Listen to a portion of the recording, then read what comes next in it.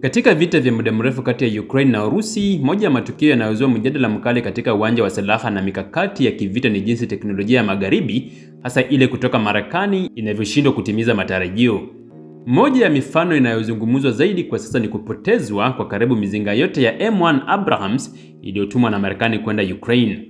Kati ya tanks 31 zilizotumwa, tanks 26 zimeharibiwa na kubaki 5 tu, hali inayoonyesha udhaifu wa silaha hizi mbele ya changamoto za ardhini mashariki mwa Ukraine. M1 Abrams ni tanks za kivita nzito iliyotengenezwa na kampuni ya General Dynamics kwa matumizi ya jeshi la Marekani tangu mwaka 1980. Imetajwa mara nyingi kuwa moja ya mizinga bora duniani kutokana na mavazi mazito ya kivita, composite armor, silaha kuu, teknolojia ya infrared na GPS, uwezo wa kasi ya hadi kilomita 67 kwa lisaa licha ya uzito wake mkubwa. Lakini je, yote haya yana maana yoyote mbele ya makombora ya kisasa ya Urusi? Mnamo Januari mwaka 2023, Rais Joe Biden alitangaza kwa fahari kutuma kwa tank 31 za Abrams kwenda Ukraine kama sehemu ya msaada wa magharibi kusaidia taifa hilo kujihami.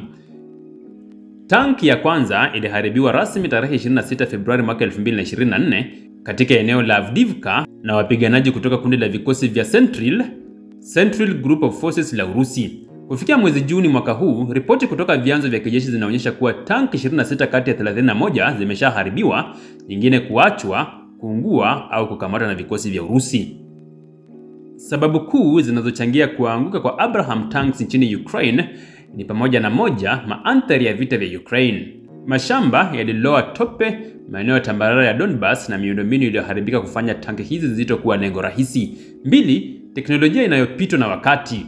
Ingawa Abrams tanks ni tank lenye teknolojia ya hali ya juu, haikubuniwa kwa vita vya kisasa vya anti-tank drone warfare ambapo Urusi kutumia drones za FPV, kamikaze drones na makombora ya anti-armor kama Kornet, Fagot na Storm-S. Namba 3, mazingira ya ushirikiano wa NATO.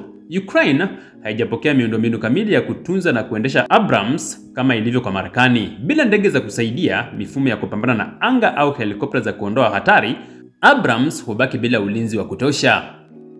Kwa Urusi, uharibifu wa mizinga hii ni ushindi wa kisiasa na kisaikolojia. Inadhibitisha kuwa silaha za magharibi si miujiza ya vita. Inaonyesha uwezo wa Urusi kubadilika haraka kiteknolojia na kimkakati, bila kusahau pia ni njia ya kudhoofisha propaganda ya NATO. Athari za kisaikolojia kwa Ukraine na magharibi ambazo zinatokana na kuharibika na kuwezwa kwa tanks za Abrams ni pamoja na kuporomoka kwa morali. Askari wa Ukraine wameripotiwa kutokuwa na hamasa ya kutumia Abrams kwa kuwa kuchukuliwa kuwa vifo vinavyotembea. 2, kupoteza imani kwa magharibi. Serikali ya Ukraine sasa inalazimika kuomba vifaa vingine badala ya Abrams, ikionyesha kushuka kwa imani kwa teknolojia ya Marekani.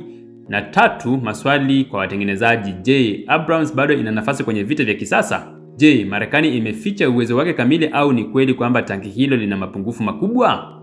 Abrams zilizotumwa zilikosa uranium armor, aina ya ngao ya juu kabisa ambayo Marekani haiwezi kusambaza nje ya nchi kwa sababu za kiusalama. Zilitumwa kwa haraka bila training ya kutosha, ukarabati wa kutosha au vifaa vya ziada vya kiufundi. Abrams ilionyesha uwezo wake mkubwa dhidi ya mizinga ya T-72 ya Iraq, lakini Ukraine ni tofauti kwa kuwa hali ya hewa, ukosefu wa udhibiti wa anga, miundombinu ya kijeshi ya adui yenye nguvu na maarifa ya hali ya eneo kusababisha kutoonyesha ufanisi wake mkubwa. Haya yote huwafanya wapiganaji wa Urusi kuwa na faida ya kimbinu, tactical advantage dhidi ya watumiaji wa Abrams. Abrams tanks bado ni tanks zenye uwezo mkubwa, lakini zinahitaji mazingira maalum ili kutoa matokeo. Ni silaha inayofanya kazi vyema kwa mfumo wa vita ulioratibiwa, si katika mazingira ya mapigano ya kushtukiza na mashambulizi ya FPV drones. Kuporomoka kwa Abrams Ukraine ni mfano wa wazi kuwa vita vya leo havitegemei tu teknolojia ya hali ya juu, bali mchanganyiko wa mikakati, ujasusi, vifaa vya kisasa vya anga na usaidizi wa miundombinu. Ni onyo kwa mataifa yanayopuuza umuhimu wa mazingira ya kivita. Silaha si suluhisho pekee, ni sehemu ya mfumo mpana unaohitaji akili, ujasusi na uwezo wa kiufundi wa hali ya juu.